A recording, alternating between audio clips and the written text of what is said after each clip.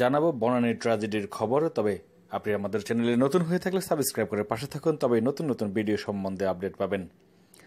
এতদিন পুরনো ঢাকা নিয়ে যে রকম কম ব্যঙ্গ বিদ্রুপ করা হতো, সেই ব্যঙ্গ বিদ্রুপের জবাব হয়তো পেয়ে গেছেন নগরবাসী।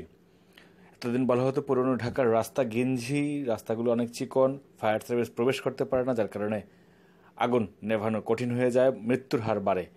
কিন্তু এবার কি বলবেন, বনানীতে এমন বড় একটি দুর্ঘটনার পর কি বলার আছে? ফায়ার সার্ভিস কি উদ্ধার করতে পেরেছে যথাসময়ে? প্রাণ কি বাঁচাতে পেরেছে? আমরা যে ভিডিওটি দেখছি সেটি হচ্ছে একটি অভিনব ভিডিও বা এই অগ্নিকাণ্ডের ঘটনার নতুন ভিডিও। আসলে হেলিকপ্টার দিয়ে পানি নিয়ে, হাতিরঝিল থেকে পানি নিয়ে গিয়ে আসলে বনানীর অগ্নিকাণ্ডের আগুন নেবানোর চেষ্টা করা ছিল বিমান বাহিনী। তবে আসলে সেই চেষ্টা পুরোপুরি সফল হননি, যে আসলে তাদের চেষ্টাতে রয়ে গেছিল। হেলিকপ্টার দিয়ে যে পদ্ধতিতে হাতিরঝিল থেকে পানি তোলা হয়েছিল এবং সেই পানি আসলে বনানী যেখানে আগুন লেগেছিল এফআর টাওয়ার, সেই পর্যন্ত আসলে যাওয়া সম্ভব হয়নি। দেখতেই পাচ্ছেন ইতিমধ্যে পানি শেষ হয়ে গিয়েছেন। এবং অগ্নিকাণ্ডের ঘটনায় বনানীর আশপাশের সড়কগুলোতে যে পরিমাণ মানুষের ভিড় লক্ষ্য করা গেছে, সেটি আসলে অত্যন্ত দুঃখজনক। অতিরিক্ত মানুষের এসব ভিড়ের কারণে ফায়ার সার্ভিস নির্ধারিত সময়ে আসলে আগুন নেভাতে চেষ্টা করেও সেই চেষ্টায় পৌঁছতে পারেনি। আর আমাদের যে কী সক্ষমতা বাংলাদেশের, সেটি নিশ্চয়ই ইতিমধ্যে প্রমাণ হয়ে গেছে। পুরনো ঢাকায় আগুন লাগলে যে দায় ছাড়া যে বক্তব্যগুলো দেওয়া থাকে, যে পুরনো ঢাকার রাস্তা ঘিঞ্জি, আসলে যান চলাচল যায় না, ফায়ার সার্ভিস প্রবেশ করতে পারে না।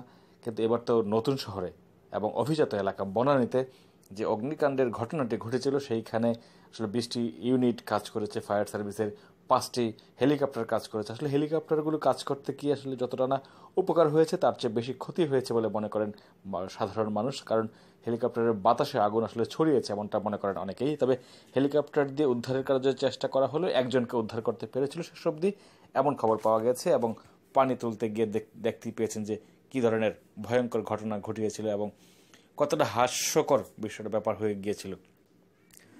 যাই হোক, আমাদের বাংলাদেশের ফায়ার সার্ভিসের কী পরিমাণ সক্ষমতা, সেটি নিশ্চয়ই এতক্ষণে প্রমাণ হয়ে গেছে। আর কত প্রাণ গেলে, আর কত মানুষ মরলে টনক নড়বে কর্তৃপক্ষের, ফায়ার সার্ভিসের উন্নতি হবে, সেটি এখন প্রশ্ন হয়ে দাঁড়িয়েছেন।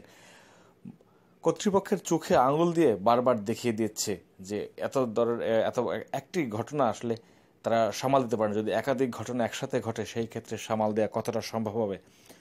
উন্নত বিশ্ব কীভাবে আগুন নিভায় বা কী তাদের অগ্নি নির্বাপন ব্যবস্থা, সেইগুলি তারা বিভিন্ন সিনেমাতে দেখেও যদি শিখে না। অথচ সরকারি কর্মকর্তারা বছরের বিভিন্ন সময় বিদেশ সফর, বিদেশ ভ্রমণ করেই বেড়ান। বিদেশে কীভাবে আগুন নিয়ন্ত্রণে আনা বা কীভাবে আগুন নেভায়, সেই নিয়ে তাদের কোনো মাথা ব্যথা নেই। আসলে কাজের কাজ যে কিছুই হয় না, সেটা বোঝাই যায়। এত উন্নয়ন দিয়ে কী হবে যদি মানুষের প্রাণে না বাঁচে, সেই প্রশ্ন চলে এসেছে সামনে। যাই হোক, মানুষের জানমাল নিরাপদে থাকবে বা নিজেদের নিরাপত্তার দায়িত্ব নিজেদেরই সচেতন হতে হবে, এমন বিষয়গুলো সামনে চলে আসছে। এবং এই ঘটনা আবারও চোখে আঙুল দিয়ে দেখিয়ে দিয়েছে রাজধানীবাসী কতটা ঝুঁকিতে থাকেন। এর আগে চুরিহাট্টায় অগ্নিকাণ্ডে মারা গেল, প্রাণ হারালো 80 জনেরও বেশি। এবার বনানীর অগ্নিকাণ্ডে প্রাণ হারালো 25 জনের মতো। আহত রয়েছেন প্রায় শতাধিক মানুষ। তবে এই ভবনটি কার, সে নিয়ে এখন কর্তৃপক্ষের টনক না নড়লেও নানা ধরনের কথা উঠেছে। রাজুক বলছে যে ভবনটি যথাযথ নিয়ম অনুসরণ করে বানানো হয়নি। কেউ বলেছেন যে 12 তলার ফাউন্ডেশন 18 তলা হয়ে গেছে, 22 তলা হয়ে গেছে। আরে ভাই, বিল্ডিং তো ভেঙে পড়েনি, আগুন লেগেছে, সেটাকে কিভাবে নির্ধারণ করা হবে? এবং এই বিল্ডিংয়ের মালিককে এবছর হাস্যকর নেতারা বক্তব্য না দিলেও গণমাধ্যম ঠিকই তুলে নিয়ে এসেছেন এই ভবনের মালিক বিএনপির এক নেতা। আসলে যাই হোক, সব কিছুর পেছনে বিএনপি জামায়াতের এরকম হাত না খোঁজে মানুষের জানমাল নিরাপত্তায় কাজ করবে কর্তৃপক্ষ, তেমনটাই প্রত্যাশা এই নগরবাসী নিরাপদে বাঁচতে চায়, নিরাপদে মরতেও চায়। আসলে মৃত্যুটা যদি এরকম অ্যাক্সিডেন্টের মধ্যে হয়, কি আর করার থাকে। আমাদের ভিডিও ভালো লাগলে শেয়ার করেন বন্ধুদের সাথে। নতুন ভিডিও পেতে চাইলে সাবস্ক্রাইব করে পাশে থাকবেন। ধন্যবাদ সবাইকে।